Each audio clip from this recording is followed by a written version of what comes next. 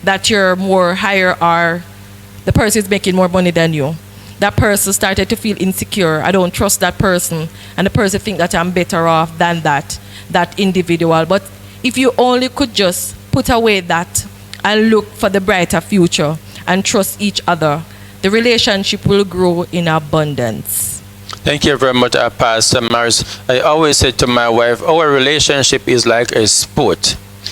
I want you to applaud me while I applaud you. I do things for you to applaud me. You do things for me to applaud you. So we run competition that make each other happy. I buy you stuff, you buy me stuff. I talk up to you, you talk up to me. I talk about great things about you, you talk about great things about me. If I see that your dressing is not properly, I fix up your dressing. If my dress is not good, then you fix me up. So that's how we see our relationship. Each other make each other happy. Each other make each other great. You push me, I push you. I pull you up, you pull me up. So if you go into a relationship with this belief system and this weakness system, then it will work. But if you go into a relationship where you want to be the head and you want to be the tail, it won't work. The both of you must also be the foundation of that relationship. The both of you must be at one level that pushing each other to the ultimate. Even if you have children, you must commune together and make each other happy and excitement. Also, I want Pastor Burrell to comment on also the children in the relationship and how you should trust them, how you should relate to them as you go further in life. Well, children in a relationship, sometimes children are a little bit jealous, and children don't understand, based on the age group, they don't understand relationship. So when you and your spouse having a relationship, and sometimes they don't understand what is going on, because at times the children will think that you rather the parents more than them, or sometimes the husband or the wife will think that you rather the children more than them. But when it is time for children, it is time for children, and when it is time for parents to into relationship, it is time for parents to be into relationship. So children must understand that it must be a different. And you, as a interrelationship, you cannot take away the love of your children to your spouse, and the spouse cannot take away the love of his children to you. It is two different things. Loving your child and loving your spouse, those are two different kind of love. So it must be a differentiation there, and both parties must have the understanding. Thank you very much, Pastor Burrell. You know, as the Bible states that the little one shall lead them. Is it that the little one leading the house? Because most of the time, a little baby, she can't speak, she can't walk, she can't do nothing of her own, she can't provide for her own, but she won't let the mother sleep, she won't make the father sleep. Everyone is disturbed if the child is not sleeping. Tell me, as we go to Pastor Morris, why the little one always lead the house? Well, as parents, we can't leave up everything to the little ones. There has to be boundaries. Boundaries in the relationship and boundary with children. Children have to know their set time. When it's parents' time, it's parents' time, and when it's children time, it's children time. If the child is at home and the father is out, or the mother, and when the child saw that the parents is coming and the child don't buckle up and do what is right, it means that there's no respect in the house, there's no honor. So first, the parents have to set the ground rule. There had to be a foundation for the parents and the child to know that there are set time and place for everything. Thank you very much. But what about a child that don't know or don't have the common sense of what she's doing? A child is just born maybe a week or a month or 2 months old, and that child decides what happened in the house. If that child is not sleeping, that mother cannot go sleep. If that child is not sleeping, the father can go sleep. That child decides that I'm going to cry all night until I'm satisfied.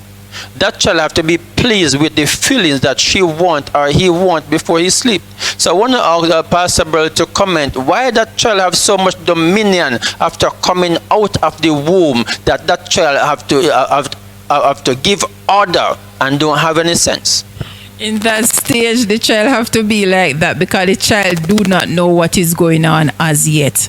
But in that stage, you have to prepare the child in that stage coming up, because remember, each year the child is getting older than older. So if you don't do the preparation from that time, when the child gets older, then it will be very bad for you, because children can break up relationship. When the child is sleeping in bed, the child must go into his bed, not in the bed with the mother and the father. So at that time, then you have to start the preparation from that age.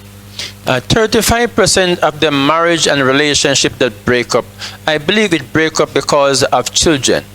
If you look back, the daddy will work for 7 days or sometimes for 6 days and rest for 1 day.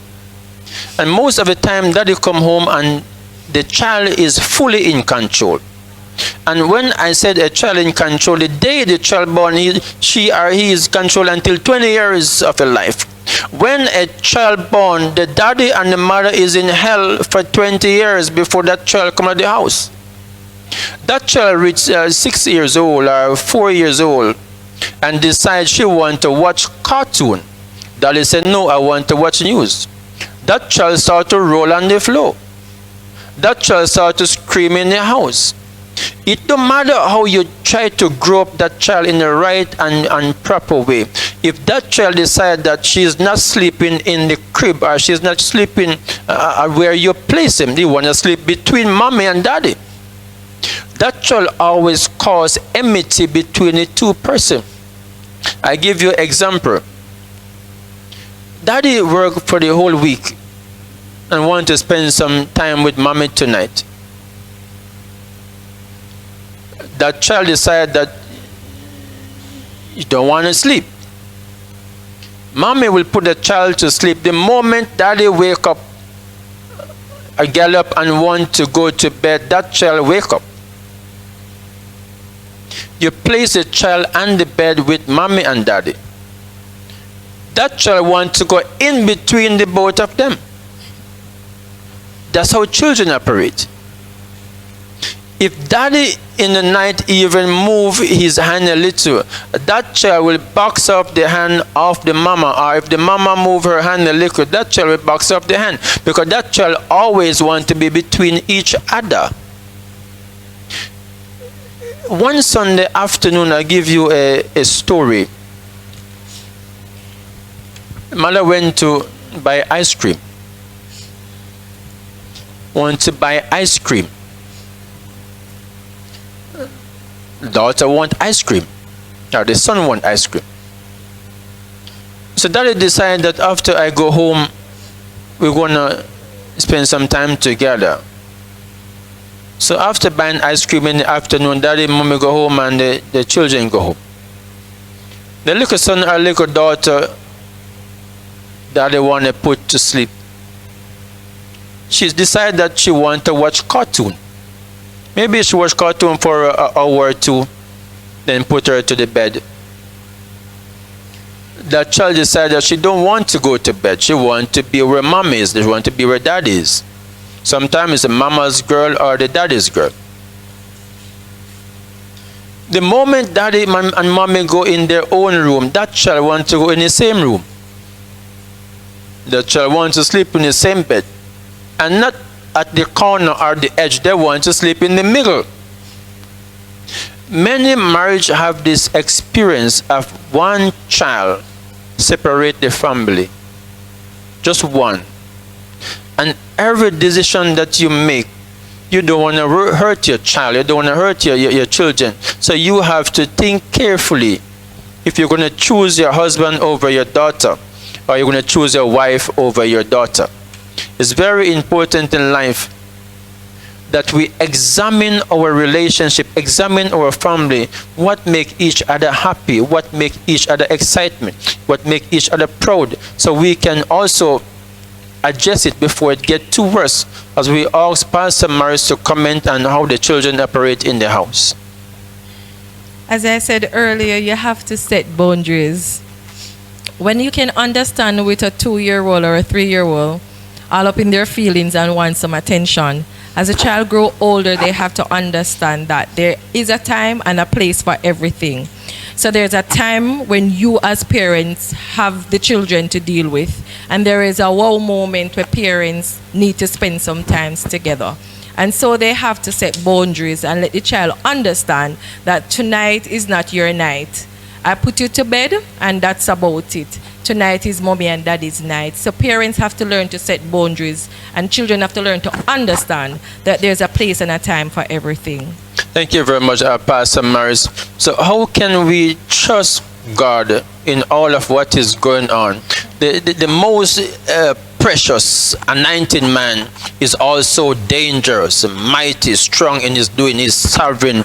God that strike the lightning, the thunder, send tornado. He send earthquake. He can send storms. He can send all different type of stuff. He can lock off the sun, the moon, the stars. How can we truly trust God? The Bible said if you trust God and hope in him, he will direct your path and he will cover you. But how can we trust God? How mighty pastors leading thousands of people have grill on his window? Who he serve, who he trusts. Mighty pastor have grill on his door. Our Prime Minister is a great man, he's a successful man, and we love him so much. But he promised us that when he's finished with Jamaica, we can leave our doors open. We can leave our windows open. We can relax and sleep and be happy. How can we trust our Prime Minister when the world is in so much troubles and trials and tribulation? But his promise remains forever. And we're looking forward for a day to come that our Prime Minister promise will come to pass, that we can leave our door open and no thief shall come in. But we trust God, yes, but we leave our door open. We want Pastor Burl to comment on what can we do to trust God, and how can we trust God when we do all of things, this and bad things still happening. Well, we still have to trust God because we're not on our own. And based on the grill on the houses, God is the one who give man knowledge and increase knowledge. And anything God give you knowledge to do, then it must be a purpose for it. God does not make anything that does not serve a purpose. So that is why we have to continue to trust God. I thank you very much, Pastor Burrell. But when I look at the fish, even the fish have grills on his body, protecting himself from predator. If you look at the alligator, even the alligator have grills. So everything that God make have protection. So I truly believe that mankind really have to use wisdom to protect themselves from predator. So everywhere you go in life, it's not because we don't trust God where we put on grills or we will walk with a license for your arm or do stuff. But we have to use wisdom. We have to use our instinct to know what anointing is flowing and where we are in Christ. We as we pass the feelings of life, we also want to recap on the feelings of life. We also ask Pastor Morris to recap on the feelings of life before we move towards our next topic. So the feelings of life is very, very critical. It's very important. No one can steal your joy. As always said, that the enemy, you cannot give him the authority. He cannot take it unless you hand it over to him. So hold on to that beautiful feelings that you have, that wow moment, and let no one put you into a cage. Let no man, no woman take that feelings away from you. The feeling is very, very important. And as our prophet said, you might buy a house, but you go somewhere else, the house is still there. It's the feeling that you have that you purchase a house. It's the feeling that you have when you purchase that nice car. It's the feeling you have when you have beautiful children in the world. It's the feeling. Hold on to that beautiful feeling, those wonderful memories, and let nothing or no one steal it away from you. Thank you very much, Pastor Morris. So everything in life that you do, your only great achievement is the feeling. You go to university to get all your subjects, degree, diploma, PhD. The certificate is not yours. It's just the feeling that you have it is yours. So everywhere you go in life, is just the feeling come with you or follow you. You have a good husband. The husband is not yours. You cannot bring him everywhere you go. You cannot bring him to heaven or wherever you want to go. But the feelings remain forever. So whatever you do in life, if you're not getting a precious feeling, if you're not getting a great feeling, leave it alone, because great feeling bring honor, and honor bring the presence of God. Wherever you go and there's no honor, don't stay there, because honor is the presence of God. We also want to speak on the topic, the qualification of an eagle. How can you be qualified to walk in the eagle nest? What combination you need to enter into an eagle nest with a qualification? I want Pastor Burroughs also to comment on the qualification of an eagle. Well, the qualification of an eagle is not to fly low, because when you fly low, there's a lot of contamination on the ground, such as worms, and the eagle don't deal with worms. Eagles soar to higher heights where you find peace, blessing, joy, and happiness. Thank you very much, Pastor Burrell. I want to go to Pastor Morris. How can you define define an eagle from a chicken? An eagle soar high. A chicken live into a coop. A chicken walk and it picks anything from the ground. And when an eagle is up there, it stays up there. It doesn't want to mingle with nothing on the earth. So it's important for any human being to adopt the principles of an eagle, and you will indeed go higher. I want to also define an eagle. An eagle refuses to eat low. An eagle refuses to mix with chickens. An eagle refuses to associate with nothing less than an eagle. When you're an eagle, you only speak of eagle. It's like poor people always talk about money, and they don't have any. Every day they complain, they pray about money, they commune about money, everything they do is about money, and they don't have any. Middle class people always talk about projects and plans and ideas and dreams that they want to accomplish. But mighty people, billionaires, only talk about the missions. We have a mission to build a state over there, or we have a mission to build a avenue over there, or a housing scheme over there. They always talk about great missions to accomplish. So in life, you have to associate yourself with people that is at the ultimate level, is at the ultimate peak. You cannot be an eagle and sit into a chicken coop. You cannot be an eagle and speak down on yourself. You cannot be an eagle and only eat out of chicken pot. You have to be an eagle and you have to soar very high. An eagle refuses to walk on the earth. Even when eagles are mating, they go very, very high in the atmosphere, and they cling together, and before they reach even a mile low, they make love and go back up, because they're eagle. They refuse to come down low.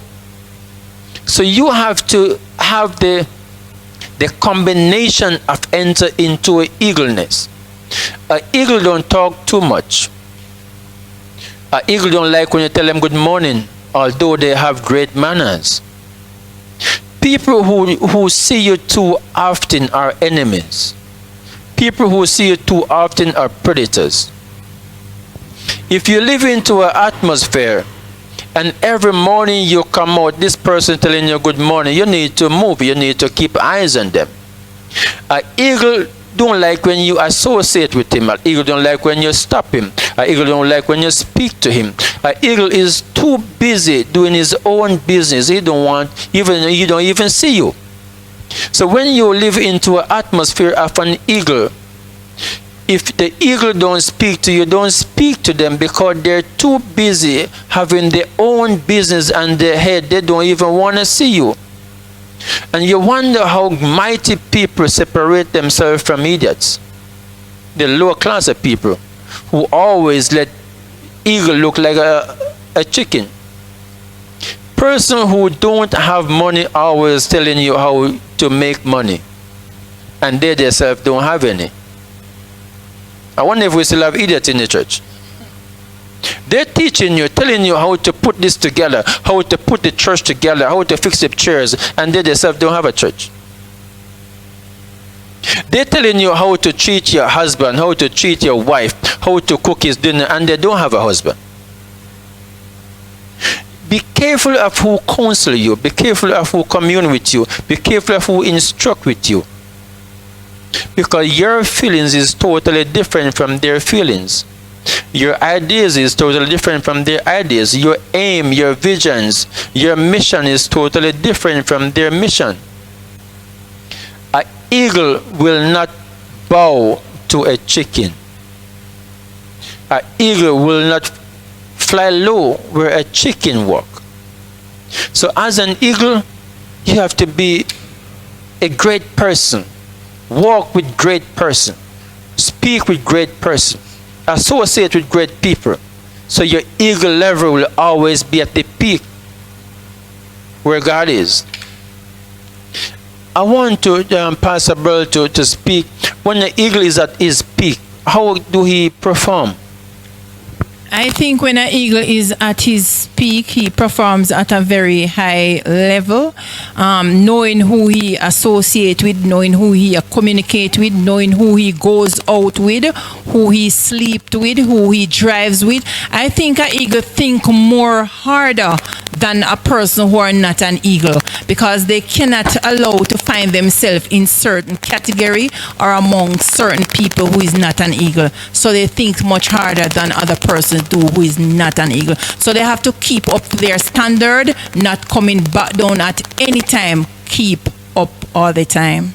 I remember a couple of years ago, we have a conference at the Pegasus Hotel with some mighty men of God, and we bring a pastor from Mappin with us, and at the dinner time we started to go around the table to eat, and I've never been around eagle before because I was a chicken at the time. I was just getting myself out of the chicken level to become an eagle. So I started to examine the eagle persons and the way they go about stuff. So I refused to eat unless I start to see the eagle eat. I realized that when the food comes, the eagle just don't get up and eat like that. They talk for half an hour. They commune together, they laugh together, they hold a fork and a knife in the different hands, and they refuse to touch unless a next eagle are comfortable around them. And I was hungry, and my lips were biting white squall, and I want to eat, but I refuse to eat because I want to see what the eagle is doing. And then I see the eagle just cut off a piece of meat off the leg, just a little piece, and they tip it on the tongue. So I cut off a little piece of meat also, and I tip it on my tongue, and they eat very slow. It's not we in the country, we are no. It's not nothing like that. They very slow. So I realized that the eagle is totally different. In the country, I would take the leg with the bone and I would crack it like a dog cracking bone. But when you are around eagle, you're totally different. Then I see they take up a little rice, little grain of rice, and the fork, and they eat. I was very hungry, so I take up a little grain of fork and I eat also. And they were there communing together, laughing, and they're having a little drink. And first time when I'm drinking, I would put a cup to my head and I would drink off all the drink. But they just tip their lips, and I wonder how people can eat so much food and you just tip in your tongue. After a while they're tipping and tipping, I saw they pull on the fork and the knife, and 3/4 of the food is still in the plate. And they finish. They take the towel and they wipe their mouth. I'm hungry. I'm thirsty. I believe worms are crawling in my belly. I want to eat. And these people walk away from the table and leave all the food, just a little. And I said to myself, what is this? The pastor from Mappin cleaned his plate, not even a rice grain leaving his plate. But I didn't want to follow him because I want to adopt the principles of an eagle. After go to the car park to go into my van, we were there talking with some of the eagle, and a lady walked up and she said, "Did you saw him?" And I said, what is going on? The pastor from Maple is disgusting. I said, what? He clean off the plate. He just never bring him to a conference again. Do never trigger off an eagle, because their ideas is totally different from them. He come around eagle table eating like a chicken. All the eagle around the table were so annoyed and triggered off and disgusted. They refused to even eat their own food because of one pastor eating like a chicken. He don't eat with knife and fork. He eat with just his fork, and he clean up the plate, cracking bones as if he's a dog cracking bone. So I realize now that you can do one thing that trigger off an eagle. And when you trigger off one eagle, the whole herds of eagle trigger off. So it's very important in life that when you go into an eagle nest, you only meditate, you admire the way they do about things before you do things, because you don't want to do things for them to follow you, because they're not a follower, they're a leader. So it's you must watch them to follow them and not them follow you. So the key to survive around eagle is to follow them and not have the idea of them following you. Pastor Morris, I want you to comment on the eagle following eagle. Well, the Lord said in His word that He will enlarge your borders. So when your borders are enlarged, you only mix with persons that have the eagle spirit. That aim and desire is to be like the eagle, so you're going to act like the eagle. And if you're in a surrounding or an atmosphere that you're along with somebody who has a chicken mentality, that chicken is going to eventually pick out every feather that you have.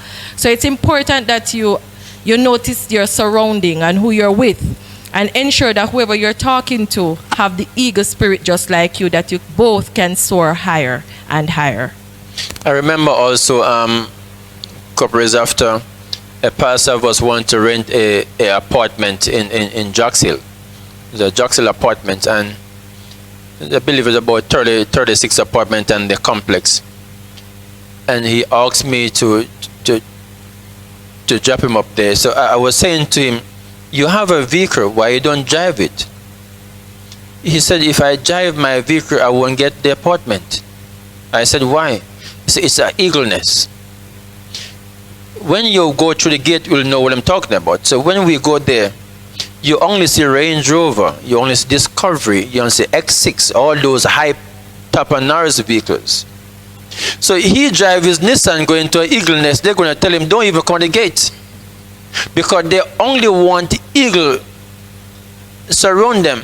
So it's better you walk and enter the gate than drive into a Nissan, go to an eagle gate. They don't admire you, they don't see you, because they're an eagle. So it's very important in life, if you're going to approach the entrance of an eagle, put yourself properly, just like an eagle. Speak like an eagle. Look like an eagle, so you can accept in the eagle atmosphere. How can you accept in the eagle atmosphere, Pastor Burrell? How can I accept an eagle atmosphere? Well, I have to accept it, adapt their principles, because eagle on a whole, they don't speak negative things. They don't do things that is negative. They always do things that is positive, that attracts other persons. So once the attractment is there, that you see they do, then you will know that they're eagle, because they always do things to attract us. Thank you very much, Pastor Burrell. So we covered 3 topics of our miscellaneous topic. We cover how you trust God. We also cover the feelings of life, and also we cover the eagle desires. How can you enter into an eagle atmosphere? So it is all about trust. It is all about the feelings of life. It's all about know what your purpose is and where you're going in life. As we want Pastor Morris to recap on the 3 topics before we close off in Jesus' name. Well, I'll start with the eagle, because an eagle, as I said, soar higher. The bees make honey, and wherever you see bees flying around, you know that there's something there for the bees. So as an eagle, you're going to always swear where you know you can find prosperity and blessings. You're not going to go lower because your God does not think lower. He's the big and mighty God. The feelings, as I said earlier, that once you have that feelings and that it motivates you to go higher. It motivates you to believe in yourself that you can do all things through Christ who strengthens you. Thank you very much, Pastor Morris. We also want Pastor Burl to comment on the three topics, the feelings of life and how can you trust God, and also the eagle level. Well, we have to keep on trust God because we have seen how many great and marvelous things God has done for us.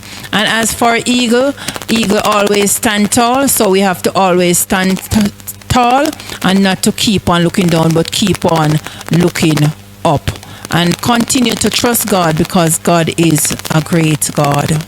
Thank you very much, Pastor Burl, a wonderful woman of God, and thank you very much, Pastor Lavinia Morris, a great woman of God, going to university at this time, going to get her bachelor's and all those mighty degrees to be successful in life. So we thank you very much, Pastor Morris, and the powerful woman of God, Pastor Burl, for being on the panel with us this afternoon. I am Prophet Rowe. God bless you and have a wonderful night with Jesus.